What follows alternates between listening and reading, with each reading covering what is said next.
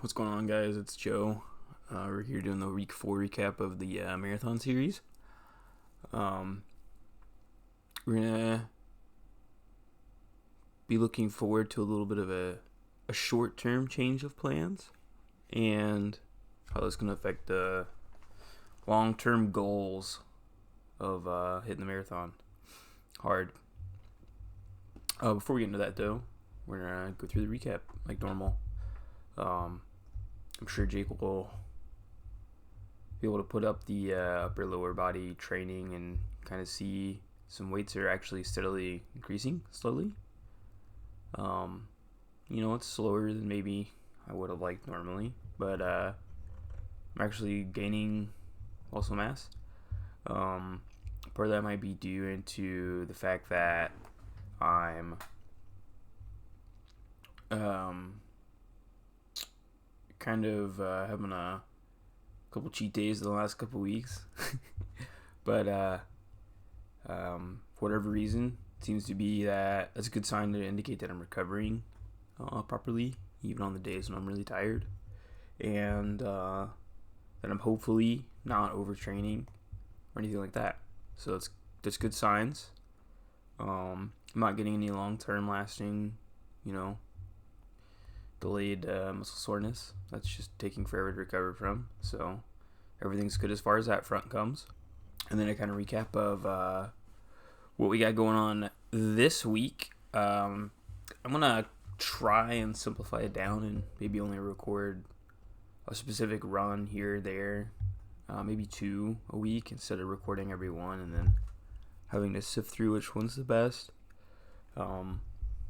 So this week I chose to record a little bit of a lower paced run, more of a walk, honestly, like a fast paced walk, just setting that baseline tempo of 16 minutes and understanding how to improve from there.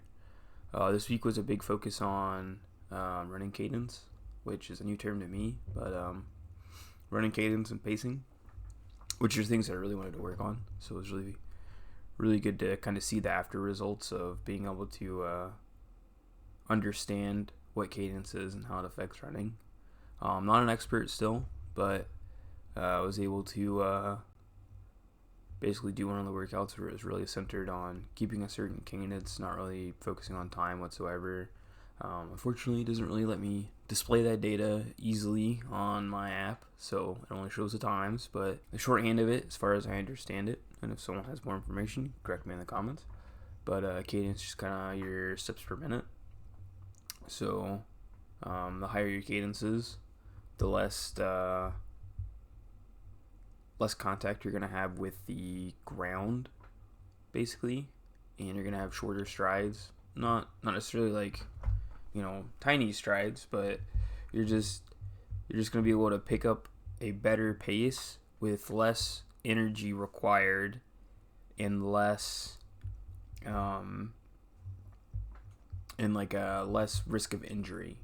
So it helps with issues that I kind of talked about in the first week, where my calves are like completely destroyed after like a quarter mile, and my ankles are acting up, and then that causes my knees to act up. So it's assisting with that kind of stuff to prevent like an actual like serious long-term injury from just poor running form and things like that. So the good thing about that is it kind of makes it a little easier to be consistent when there's not a constant run 3 miles, but the first mile and a half are kind of slow, and then you really run for a mile, and then you really go all out for a half mile. So it's kind of nice to be able to slow it down a little bit and kind of hit the strides of here's just a more tempo-based thing. You're not going to be... it still requires a lot of energy and effort, and you have to go do it, but it's a little unique to me, so it's kind of fun to learn about, and it's pretty cool. And then with that, it helps with pacing a lot, because as you can ramp up your cadence, you can do a better pacing and a lower effort. I don't really know the biomechanics behind why that is. I kind of in my head just kind of think about, oh well, it's like it's like doing work with people, right? More people you have, more hands you have. Many hands make light work. Many steps make light running. I don't know. It's a dumb little comparison that I've made to myself. I think there's probably an extreme on either end where you can really focus on cadencing and like your steps per minute way too much. Eventually it becomes not as payoffable as if you were to just tone it back a little bit. And on the flip side of that, you can just like really take long strides and like really just put a lot of force on your ankles and your legs and be at a super big risk for injury, which I think I tend to be on that side of things because I have really bad running form based off of what I'm understanding. And that just those two things coinciding together are just important to balance out, and I'm in the process of learning about that and figuring it out. So that'll kind of lead us into the next week's goals, and we're going to pair this with some short-term changes to long-term. Still, the end goal is going to be run a marathon, but there might be a couple of milestones that we attempt to achieve along the way, hopefully. To start with, though, next week's goals, I just want to keep learning about proper running form, to be honest, and really attack the consistency part of just keeping at it.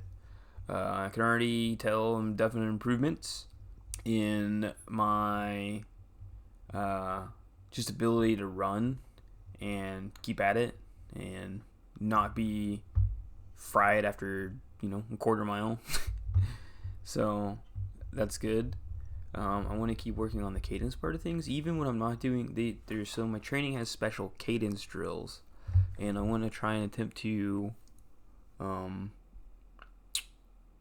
of keep that into consideration when I'm just doing regular running as well, because that's kind of the point of it, is to utilize the skill as you learn it. So I think that'll continue to improve things as far as keeping my legs from being blown apart between weightlifting and running and doing both and whatnot. And I just continue to check in with my trainer Marco and letting him know if anything changes. Right now I'm feeling good. I don't think I need to change anything, but I might give him feedback and say this is feeling this way or this way, and he might be like, okay, well, we need to change this in your training or whatever else. So it's pretty cool. Other goals are just keep lifting and keep running. Pretty simple, to be honest. The big thing though tied into that though is short term. The big long term goal is we're gonna run a marathon, whatever. That's still not changing. It's never going to change.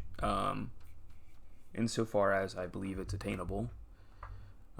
As we get closer to time, maybe we gotta shorten it down to a half marathon or something, but not something to really consider right now. We'll cross that bridge in 2 or 3 months, if not longer. But short term, my gym that I train at is doing a turkey trot, so we're gonna do a 5K. I have 5Ks in my training. Well, they're not official 5Ks; they're 3 miles. I think 5 kilometers is technically 3.1 miles or something like that. 10K is like 6.2 or 3 miles, whatever the translation or ratio conversion rate is. Don't know off the top of my head. I'm American, I only use miles. But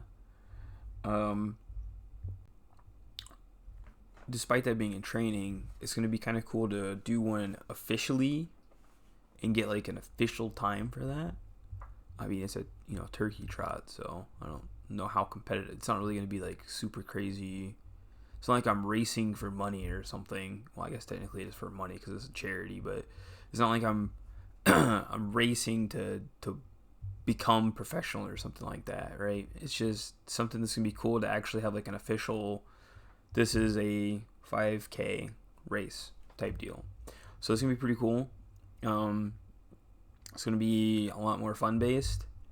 I am gonna hopefully be able to remember to take the GoPro to that, be able to record that, and that'll be part of that week's recap. And yeah, it's already November, so not even a month away. Just 2 or 3 weeks away, and that's gonna be pretty cool. Building off of that, I think it'd be pretty awesome opportunity to utilize some of that time training in between now and then, that if opportunities like this come up and they kind of fit into the schedule, might be good to kind of do those milestones along the way. Like do my first official 5K. I'm sure I run 3 miles or whatever, 3.1, whatever it is miles as a kid. I've never like officially competed or ran in one that was organized by an event of some sort, whether it be for like a turkey trot charity type thing or an actual race or whatever. Never actually done that. So it'd be cool to kind of like do those along the way. I don't know about going all the way insofar as doing all of the check marks where like you run like a 5K and then a 10K and then a half marathon and then marathon. I don't know that I'm going to quite have the time to do each of those milestones along the way, because it would have to line up timing wise where I'm not overtraining for one into the next. Like a 5 and a 10K back-to-back weeks, that one's probably doable, but I don't know about doing a marathon a week after like a half marathon, or even 2 weeks, or even 3 weeks, to be honest. So we'll see how that ends up working out. But in the meantime, though, first one we got was a 5K, and I'm going to probably keep my eyes peeled for a 10K opportunity around in the next couple months, and see if there's not something I can do like that. But for the most part, though, that is the end of this week's ramblings. If you have any questions or thoughts or concerns, just let us know down in the comments, and I will hopefully respond to them at some point. No, I will respond to them as quickly as possible. And I just want to thank you again for the support and watching through the series with me and following along. It does mean a lot to us. So, yeah, we appreciate it. All right, peace, guys. I'll see you next week.